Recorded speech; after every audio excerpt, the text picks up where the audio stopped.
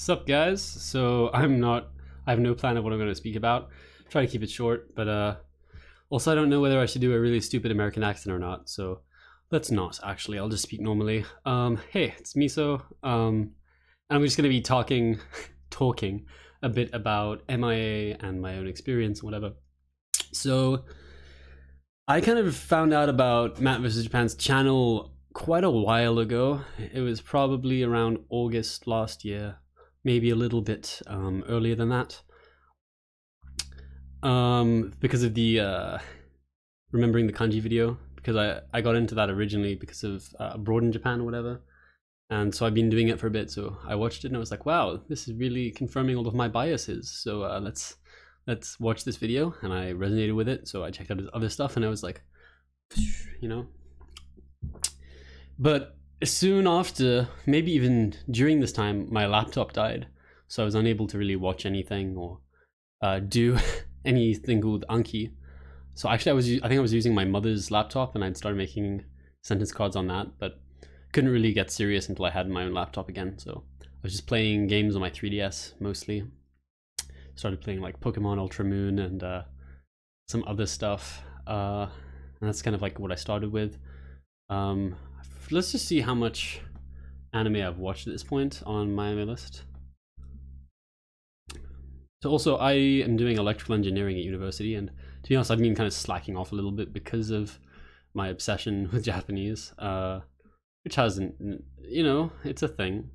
I'm gonna try and study more, because I realized like when I was studying for my test the other day, I was still able to watch like 6 or 7 episodes. I watched maybe like 3 or 4 episodes during study breaks, like take a 20-minute break every hour or so. And then, you know, 8 o'clock rolls around, I don't want to do any more studying after that. Gotta go to sleep by 10, wake up at 6, you know? So at this stage, I've watched like maybe 24-ish anime in Japanese, which isn't that much. Watching Hunter x Hunter at the moment is pretty good. And yeah, I've been playing some visual novels, reading some light novels, listening to podcasts and stuff. Like I started with Hikibiki, which is pretty good. It's going to be really nostalgic because I listened to maybe like the first 2 episodes have really bad audio, so I never really listened to those very much. But then like episodes 3 through 6, listened to them like maybe 50 times. That's an exaggeration. Maybe like 30 times each. The beginning of like end of last year, beginning of this year. So it's going to be interesting to listen to that in a couple of years and being really nostalgic. But that's really good for beginners. And then recently I've been listening to some like anime, you know, seiyuu radio, like Hanazawa kana, hitori de dekiru kana, which I started listening to yesterday. And then Ono Daisuke and what's his name, Kamiya Hiroshi, they have a podcast called Girl's Dream, no, Girl's Story something, Dear Girl Stories, Dear Girl's Story. So it's actually like targeted towards like girls and like fujoshi. I'm not a girl, but you know, like shoujo anime and stuff, like I kind of like as well. But mostly I just like listening to their voices, and like it's kind of funny, so maybe check that out. I've only listened to like half of the first episode yesterday. So where I'm at the process, so I started like last August doing just like immersing. Maybe like in October, November, I started like getting pretty hardcore. Let me just check. Let me go my monolingual sentence card deck, go by created, and see, yeah, October last year, where I started making. I basically started with monolingual sentence cards, and then if I didn't understand the definition, I would obviously add in the English. But then if I didn't feel like I could comprehend the definition, I would just add a BSC for that one card. So I have quite a couple of BSC cards. Like even now, like some stuff is just a bit weird, so I'll just add the English. But yeah, not too much. What else? What I'm able to do, you know, like obviously before I started age adding, like or MIAing, using the MIA, I outputted quite a lot, and I've stopped like seeking out chances to output. Like I used to go on like the Japanese English language exchange discords and stuff. I don't really do that anymore. It's kind of cringe as well, speaking to other Westerners in English. I mean in Japanese. I still output occasionally, and like maybe I try to like limit it to like once a week, because like I have a Japanese friend here, and I just met a Japanese girl. You know, exchanged line IDs with her here. So, you know, I can't really pass up those kind of opportunities just because I'm not supposed to output. But you know, like try to like keep it as limited as possible. Always ask yourself like, is this natural? And if it's not, you know, these people like also speak English. So I'll just switch to English if I feel like I'm gonna say something dodgy. But like just listening mostly, like, you know, and whenever I do output, I just try to keep it in text. And if I do end up speaking, like I always, like even if it's a line call or whatever, which I don't really do anymore, I'll use this microphone with these headphones so I can at least hear my own voice.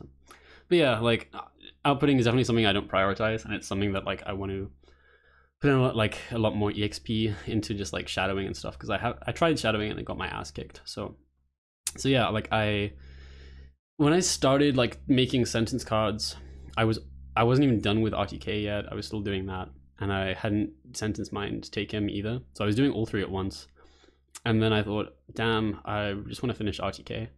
And then I did that, and I had a huge panic attack at the end of it. Because I was doing like 50 a day, because I was like, oh, you just got to grind it out. I was doing traditional RTK because I was already halfway through when I found out about the lazy kanji thing. So yeah, don't make that mistake. Also, like now I haven't been doing my reps and I can't write anything. So I mean I can, but like I always second guess myself and stuff. So so I'm chewing gum. What else? Reading and stuff, you know, there's a lot of Jukugo that I just don't know how to pronounce when I'm reading. And then I end up like feeling like I need to be able to read them or whatever. And then recently I ended up having like I mean, it's still not completely gone, but I had like a buildup of fluid in my middle ear, which caused like tinnitus or tinnitus or whatever. And like, it's still not completely 100% better, but that really freaked me out, because like I'm trying to immerse and then it's like trying to pay attention to the content and you're like, oh, but is the ringing in my ears still there? Oh yeah, it is. Okay, let's try and ignore that again. Okay, pause, go back 10 seconds. And then it's like you just can't lock in. And when you do, then you're just like, oh my god, it's been 20 seconds since I thought about the ringing in my ears. Oh wait, there it is. So I don't know, look after your hearing, guys. Hopefully mine completely clears up 100%.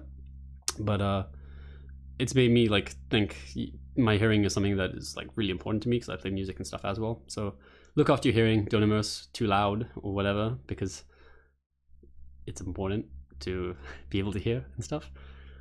What else? I don't know, it's hard to like to say what I can do and what I can't do. So let me just open Anki, see like what card I have open. It's an easy card. 乗り越えないと自分を. So like, you know, 乗り越える is like to cross over something. 物の上の物の上を越えて向こう側 I don't know the pitch accent for that. 向こう側へ行く. So pitch accent is something that like I'd say I picked up pretty. I would say picked it up because I'm still learning and I still suck. But you know, pitch accent's cool. I started it as soon as I started with my sentence cards. Just put the pitch accent on as well. The conjugations and stuff I'm still not perfect at. And more I find myself like second guessing, like, you know, it's still using quite a lot of RAM, or rather it's just like I obsess about it. Like honestly, like, yeah, whatever. What else? I don't know. I kind of want to stop playing games in Japanese and uploading the footage, and I guess I'm just too self-conscious of the fact that there's going to be words I don't know, and I'm not going to be perfect. I'm going to misread Jukugo, and I'm going to make a fool of myself and mistranslate some stuff. Because like, I don't know if I want to translate it in terms of like playing a game in Japanese and being like, ba da da da da, that means this in English, and you know, trying to do that like interpreter role. I mean, it's probably what I'm going to do, because there's not very many people who want to see a foreigner play games in Japanese and read it out loud badly and make lots of mistakes. So that's something I'm looking into doing. But you know, I can make lots of excuses. So let's just skip over that. It's only been 10 minutes. Is there anything else I should say? So yeah, what I've been reading is I've been playing a visual novel called Magical Charming, which is really cute. But Obviously, like there's some really hard words, some really easy words. It's not super engaging in terms of the story and stuff. Because I found like if it has a really gripping story, like you're looking for clues to like put together the plot, and you're like, holy shit, this guy is like the criminal, and they just said something about the criminal, and like you need to like try to remember stuff. You're playing like a moege. It's like it feels like trivial. Like I could comprehend the sentence, or I could not. It doesn't really have any effect on my understanding of the plot. So that's a thing. Let's see what anime I've watched, and I can just say like what I've enjoyed. Sobiya Sobase, it was the first thing I ever watched with no Japanese subs. That was really, really funny, really good. But Akamon, there's a lot of I think that's really good, very natural Japanese, according to some natives I asked. What's cool about it is that there's a lot of like Kyushu-beng, and like because it's set in Nagasaki, I think. So yeah, that's worth checking out. It's about calligraphy. Boku dake ga inai machi, I really liked as well. It's actually machi, isn't it? Machi, it's like Odaka, whatever. Yeah, I could go through everything I've watched, but I'll save you guys the trouble. So yeah, like I've also put like Dogen's pitch accent lessons. I made them into audio and put them on my immersion playlist. So I'll listen to that. Yeah, or something that is really cool is listening to an audiobook while playing a video game at the same time. Like Persona 4 is the thing I'm playing mostly, and what's really cool about that is that like the dungeon crawling like RPG stuff can get really boring, and it's like I could be listening to Japanese right now, but then I don't want to turn off the background music, so I don't want to like listen to anime and then have like the opening song go off and then be in a different key and like sound like shit to the opening and the background music, like they would clash. So audiobooks are really, really cool for that, and you can just get like the basic plot. Like I've been listening to Harry Potter and Tate no Yushaku ni Nariagari, and what else? I think that's all I've really listened to. I haven't finished anything. I don't think I've finished, because I was reading Toradora as well, and I got like 40% through it, the first volume, and I don't even know if I'm going to pick it up again. But it was on my Kindle. Actually, I have physical copies that I bought. I bought all 10 volumes, and I got pretty far, and I was like, I'd rather read it on my Kindle so I can look up words easier. And then it deleted. It was in my pocket, and it deleted the audio. It deleted the ebook, and it's like I don't even know if I'm gonna put it back on. So maybe I think what I want to read next is like Kimi no Nawa, because I've watched it and it was really good, and it'd be interesting to see because what's his name? Shinkai Makoto. I don't know the pitch accent of that name. He's kind of a genius in a lot of ways. Like he wrote a book while directing the movie of his book at the same time. So it's interesting. Like I want to see how like the parallels and stuff. I think that'll be cool. Yeah, I don't know. I don't know what I can do. I don't know what I can't do. I guess the easiest way is for me to just try to read something, and then you can see how much I suck, or the aspects in which I don't suck. But yeah, like I don't know.